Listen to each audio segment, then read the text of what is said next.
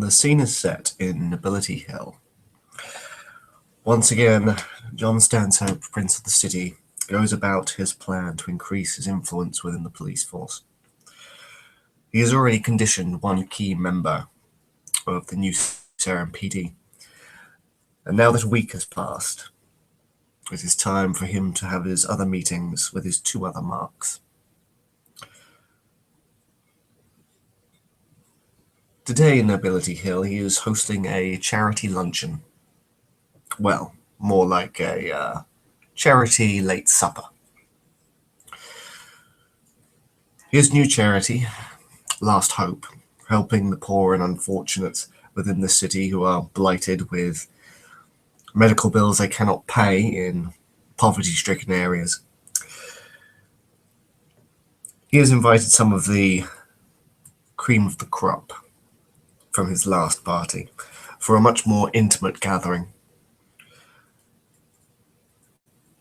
A tablecloth is set upon a long dining table.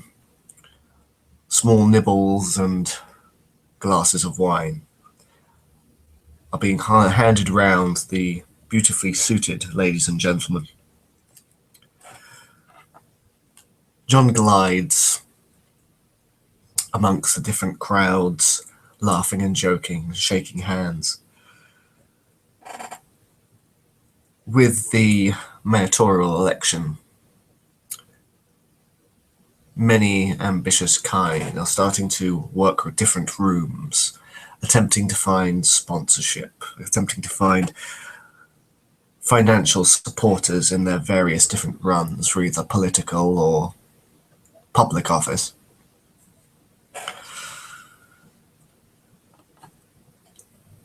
John takes note of each of them. He spends time, as always, gliding around the room, seeing which ones of them interest him, which beautiful colors vibrate off their aura, any unique kind, any interesting emotions, any interesting heritages or backstories. John is a very good listener, and he does enjoy cultivating his vineyard. He takes special note of certain members, logging them within his brain to have a guided tour of the facility in time, marking them down in his small book, taking little notes of whether their particular vintages should be explored or perhaps cultivated a little more. The staff move in intricate circles around the room. Geoffrey's own business of hired servants have all been especially trained for, well, eavesdropping. Being able to pick up useful information, being able to tell which of the guests are those that they should listen to and which ones they should ignore entirely. It doesn't take long before John starts to make his way around the room, finding his marks. He sees the two, Adam Dustin, the super cop, the humorless, all-American hero that John despises, but his position and his apparent incorruptibility is something John can use. And Will Gerard, the minor officer, who is simply just delighted to be invited to these events, swept under the carpet of the police force due to his bloodhound nature, as well as his impending retirement, makes him a limited, if useful, kind. Getting the bad out of the way first, John approaches Adam Dustin. The man is difficult to read, stiff as a board, and pretty much humorless. but he's savvy enough within his own rise to officerhood to know that he needs friends like John, the wealthy, with influence to be able to rise higher. John begins to charm the room, guiding him towards various members of the community in which he should speak. He will roll his charisma and leadership to simply get the man to shake the right hands, to make him appear more appealing to the more foppish members of the community, allowing them to think that perhaps they should put their support behind Adam Dustin.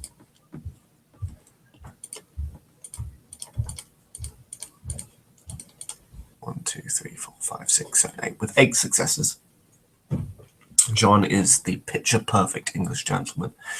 He is funny, he is charming, he is witty, and he is intelligent. Adam Dustin seems to shine while around him. Even if his will is a little resistant to John's own particular methods of persuasion, he's beginning to understand that he needs John, someone who has taken an interest in his career, and someone who can certainly make sure that it will rise. Despite himself and despite their apparent differences, it seems Mr. Dustin is actually beginning to like the eccentric Englishman, at least from arm's length.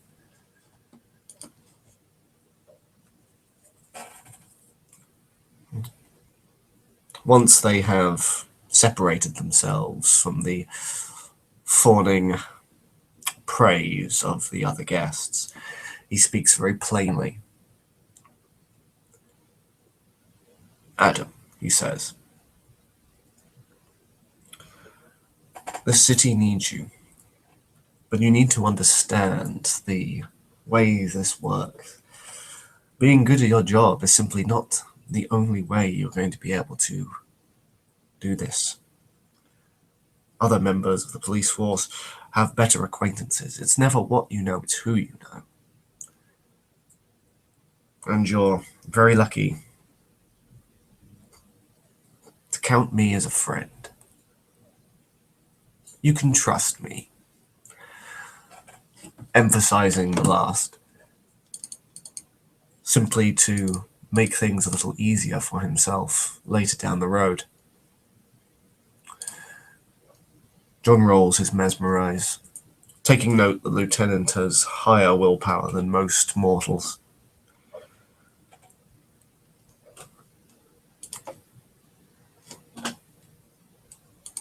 But it does not matter. 1, 2, 3, 4, 5, 6, 7, 8 successes. He trusts him emphatically. Trust is an easier emotion. He may not do as all John commands. It might take a while, but he'll certainly hear him out. And that's all John needs. They start talking of where his career will go, which people he should speak to and how, and which events perhaps he should head to, make himself be seen by the press and by his higher-ups, to make an impression that he is a man of the community, not simply a blunt instrument. He will continue his conditioning role. He has already netted 6 successes.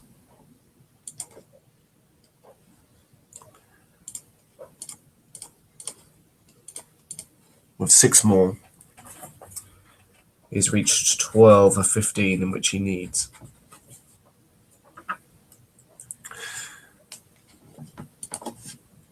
The man's mind is slowly creeping towards John's own designs. It'll be easier to control him soon, but he still holds out that small part of himself, not willing to entrust all to John.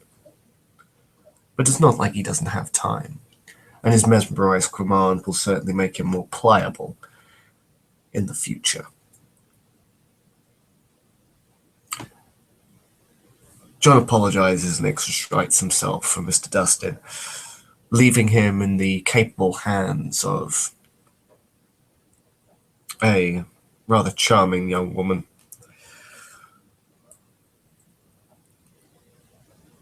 John thinks evilly. When I break your mind, you will spill every secret you have, Mr. Dustin. I'll be certainly surprised if you're such a pillar of decency that you claim to be. But time will tell.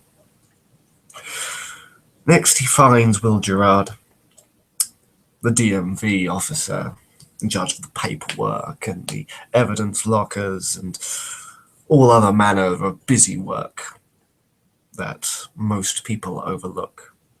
Most people apart from John. He smiles warmly to the man and greets him happily. He's standing by the buffet cart, stuffing his face and stuffing his pockets as well. It appears that he is a great lover of many things, food included, and with such expensive delicacies, well, the man should indulge.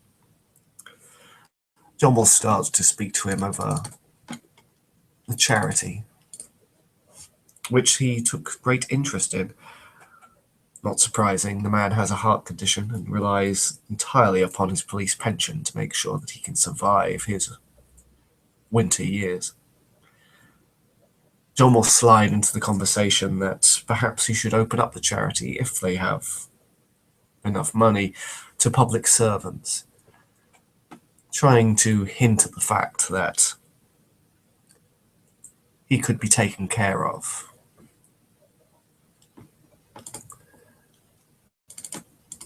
With a simple charisma leadership role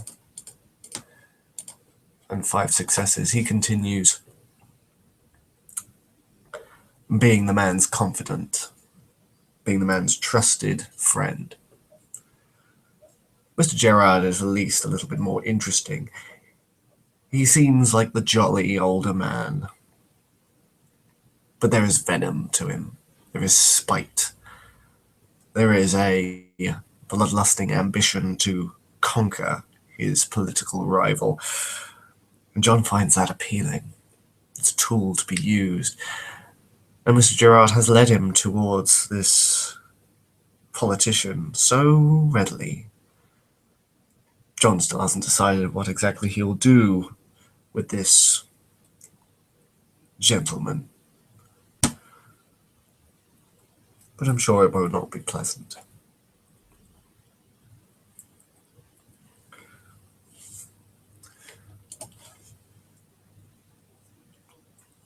John will speak and simply say that he will look after him. That he has nothing to fear. Stick with me, kid, and you'll go far. The mesmerize starts to work its way into Mr. Gerard's brain. 5 successes. The subconscious commands to trust him emphatically. Makes things a lot simpler. He will then continue his conditioning role with the hope of finishing him off. With already 5 successes and only 10 to take in the total, I'm quite confident that his demeanor will be mine. Oh dear. Damn ones. Unfortunately. Oh no, -2 DC due to halfway, but it matters not because of those ones.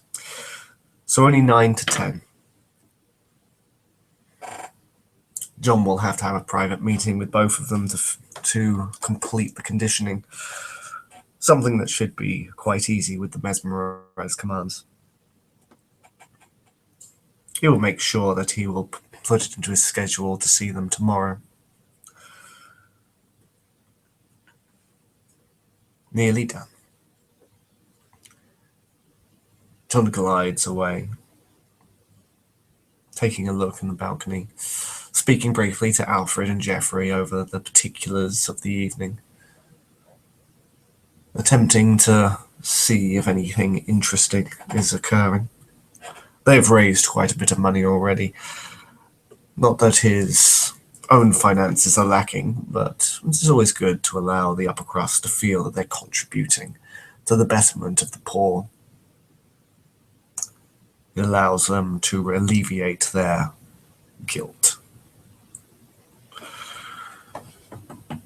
John will take the time for the rest of the evening. For his usual dance, he will invite people to various rooms and make them donate blood, in a manner of speaking.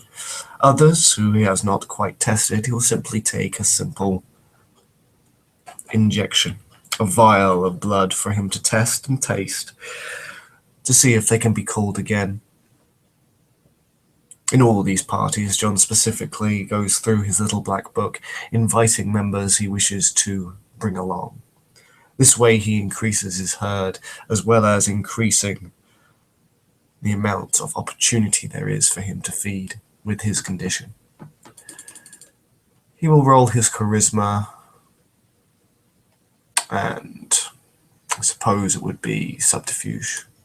No, we'll go for empathy, since I have a better roll, because he is trustworthy.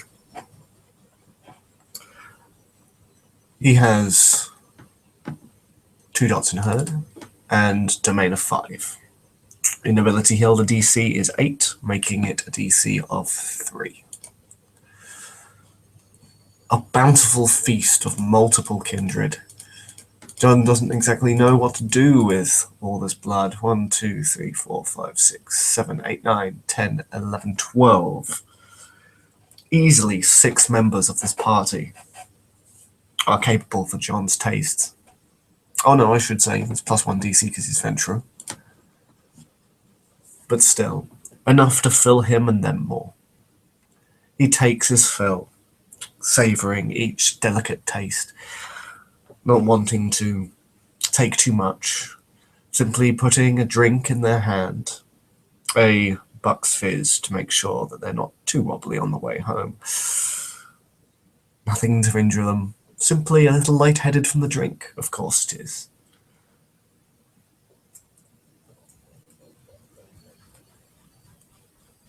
More planning. It is taking too long, John thinks.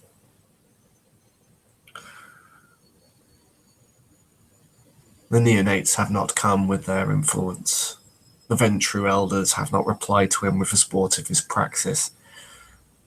Everything is resting on a knife edge, and he despises having to wait for other people.